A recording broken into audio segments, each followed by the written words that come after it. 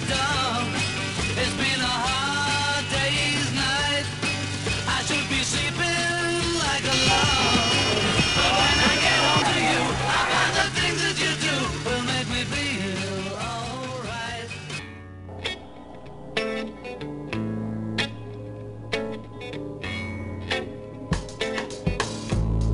In 2012, the Mayan calendar ends, and with that comes a time of new beginning.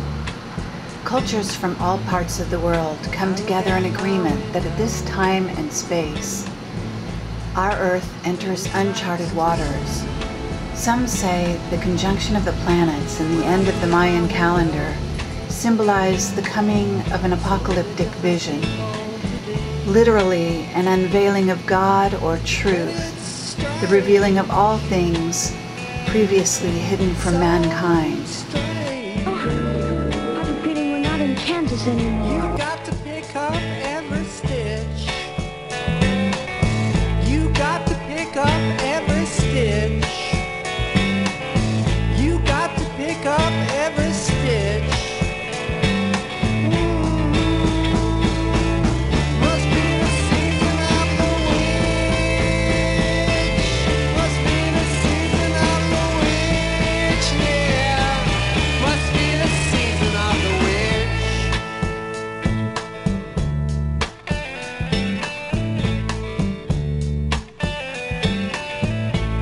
When I look over my shoulder, what do you think I see? Some old guy looking over his shoulder at me. We at Project Camelot would like to propose a documentary investigation into the mysteries surrounding 2012. Project Camelot has the unique position of being able to access the big picture because of the array of whistleblowers and researchers we have interviewed for over the past year, who have come forward to testify to hidden truths and conspiracies at the heart of our world. Must be the season of the witch, yeah. Must be the season of the witch.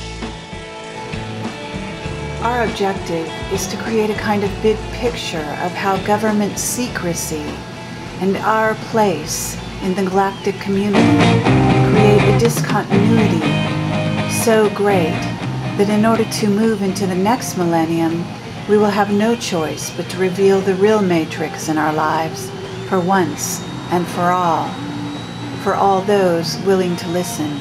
There must be some kind of way out of here. I've been exhausted.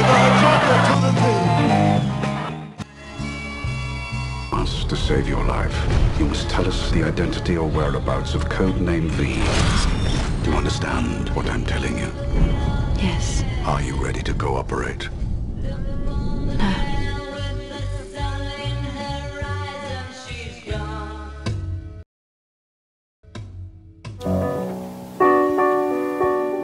Project Preserve Destiny, what is the objective of that project, to your knowledge? Yes, as it was told to me when I was briefed into the project at the school, there's going to be some sort of event in the future that's going to wipe out all electromagnetic energy, and that this group of individuals, the intuitive communicators, were going to be basically the communications conduit for world leaders. What do you want, a story that's believable, or do you want the truth? What's going on? How much does our government know? And when did they know it? You were the interface between the government, or the military, and alien visitors. Would that be correct? That'd be correct. We're headed for 2012, and theoretically, a catastrophe that may or may not happen. Right around now. The history reads that the natural passage of us through this energetic space is a good thing. But it's our use of technology which provokes the catastrophe. Or enhancement of this natural system, inappropriate enhancement, which provokes the catastrophe. And so, no, we don't want that to happen. I think that the energetics that we're passing through is part of what's happening to us naturally that's changing us in a positive way. It's part of the loving cosmos that we're part of. I think that's probably one of the factors, not all, but one of the factors for the rise of these beautiful children, the indigo children. The numbers that we received before the Looking Glass was shut down, dismantled, was that there would be a 19% probability with an 85% confidence that the disaster would occur, that there would be a transitioning from timeline 1 to timeline 2. But that then means that there is an 81% chance that it won't.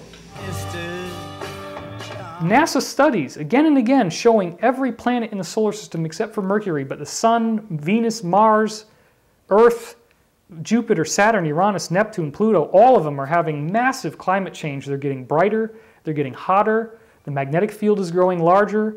In some cases, like Saturn, they're rotating at a different speed. All these channels said the same thing, and one of the things that they kept saying was the whole solar system is going to get charged up with energy.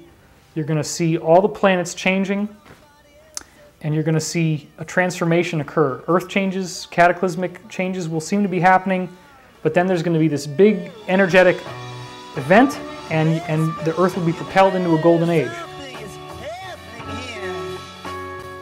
The 3D, the physical world, politics, society, economics, quakes, weather changes, all that, that's what I call the outside world. That is less important than the inside world. We want to be able from inside to grow into this and be ready to meet it sort of head on without any fear, because there's nothing to fear. It's going to be actually fun, in my opinion anyway. It's going to be very interesting. We're going to meet a whole new science, the awakening of a new geometry, of new mathematics.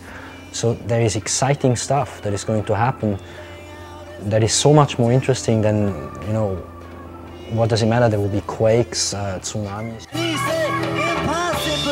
There's a self-disclosure process which is required, that it's being pushed by various forces, including ETs. The disclosure event would be the most profound secular event in human history. The formal contact event will trump it. But it will be anticlimactic, in a sense, if we, in fact, have gone through the self-disclosure process and digested this and got used to it. But yet, ultimately, very profound. Project Camelot is seeking funding to support a small crew of 5 people to go to the corners of the globe in search of a vision of our future as a planet approaching 2012, to put together a greater vision of where we stand on the verge of the unveiling. This is Carrie Cassidy from Project Camelot. Last generation.